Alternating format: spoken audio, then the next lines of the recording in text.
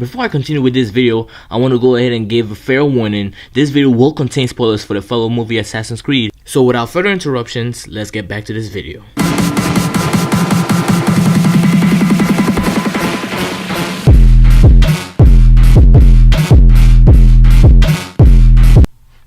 So going into the theaters and actually going to see this movie, I had very low expectations from it, from what we've seen with Mortal Kombat, Street Fighter, and whatever the heck Nintendo was thinking doing this right here.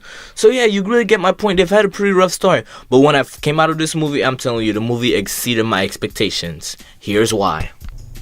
So if you're really going into this movie and you don't really know what the Assassin's Creed are, you've never played the video games or read the comics, yes, they actually do have comics, no one actually reads them. I mean, fun fact, Michael Fassbender, when he was picked up for the role, he didn't even know the Assassin's Creed franchise existed. That's really weird for someone who's playing the lead role.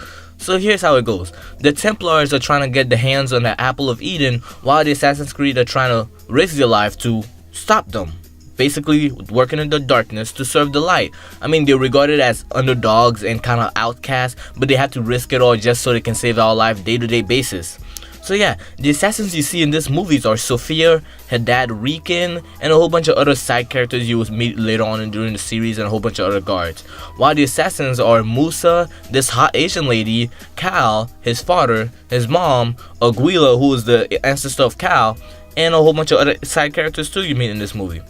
So going into this movie, what you really notice is that it revolves around a whole bunch of subtitles. So really, you might want to use your Sharingan, your Spider Sense, or your Magienkyo, or your Renegon, or your Byakugan for that matter, just to read a whole bunch of subtitles back and forth. If you don't like it, oh well, get used to it. Go watch a whole bunch of anime just to practice. So here's how it all started off. The Sultan's son is getting kidnapped by a whole bunch of Pope's men, and the assassins Aguilar and this other girl are trying to save him. It really gets into the whole point whereas Cal doesn't really like being into the animus, so when it's going towards the fact that he's trying to jump off the cliff and try to grab on with his assassin's phantom blade, he kind of have to tap out, because if you're not willing to go into the animus, you don't really get to be in it full action. You have to be willing to go into it to actually experience it the way you need to experience it. So it kind of all happens strange for him. It's kind of a little strange for him going into it. And then he later on has a seizure when he tries doing the leap of faith because he's not willing.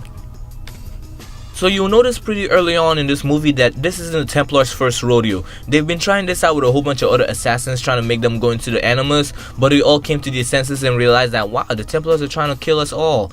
But yeah, so they decided they wouldn't do it. Musa, who's one of their leaders, the assassin leaders, he's probably the only black guy you'll care about in this movie, and he doesn't die in this movie. I am the one, the way your son don't need a gun to get respect up on the street. So yeah, Cal comes in and Cal is trying to give them the secret to where the Apple of Eden is kept. And Musa is like, nah man, you can't be doing that. You're gonna try to kill us all. And Cal is like, I don't care man. I'm just trying to get revenge on my dad and stop everything he stood for. I don't like my heritage. And Riken, who's Sophia's dad, knows where Cal's dad is. So he's like, if you show me where the Apple of Eden is kept and you're actually willing to go in there, I'll give you your dad so you can murder him. So Cal sees his dad, he tries to murder his dad, but then his dad tells him that your mom wanted me to kill her so she can give her life for the creed. Our lives don't matter, all that matters is what we live down for the world. And Cal is like, wow, okay sure, I'll give you this blade so you can kill yourself. I'm gonna go, give them the Apple of Eden and destroy everything you stood for. So this guy's a little rebellious.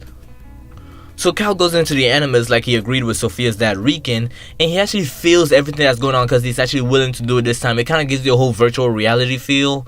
So when he goes into it, the whole holograms and everything that's going makes it good. The lighting and everything in this movie is great.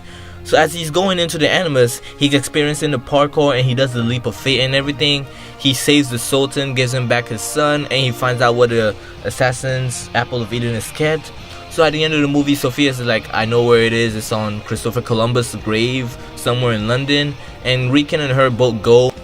So by the end of this movie, Cal finally comes to his senses and he realizes that what he's done is wrong. So Sophia finally gets the information to where the Apple of Eden is kept. So it's already too late for Cal to do anything. But that's when Musa and this hot Asian lady, like I said in the beginning, comes and helps him out and decides, hey yeah, we're gonna help you rebel. Since you did a mistake, we're gonna forgive you, man. You're part of our creed, you're family to us.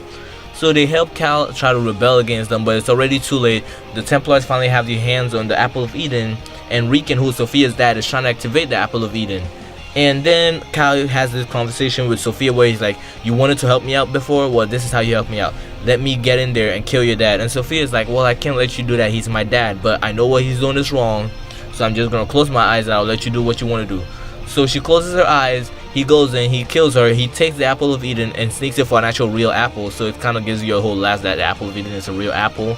So he takes the apple of Eden, finally escapes out of there. Sophia has this whole thing with herself where she thinks she's gonna have revenge, I think. So there might be a part 2 to this movie where Sophia is the actual evil leader. I don't know. But Sophia, well, not Sophia, but Cal, Musa, and the hot Asian lady are in this building, and they're like, yeah, we found the apple of Eden. We're gonna start a whole new creed of assassins. This is our creed. This is how we do it. We're the new protectors of the apple of Eden. And then by the end of this movie, you don't really get much of a lore on what the assassins are. You just know that the assassins hate the Templars hate the assassins. There's this apple of Eden that was made by a civilization way ahead of them that decided that it's the first sin against God. And yeah, that's really all you get. You don't really understand much that's going on, but if you really do want to know what's going on, I suggest you read the comics or play the video games. The video games are more in depth. But yeah, that's really all I have to say about this movie. Before I end this video, I just want to say, put on your eagle vision and look for the subscribe button, click it, put on your Assassin's Gauntlet and destroy that like button, and I'll see you guys later. Have a great day, have a good time, Happy New Year's.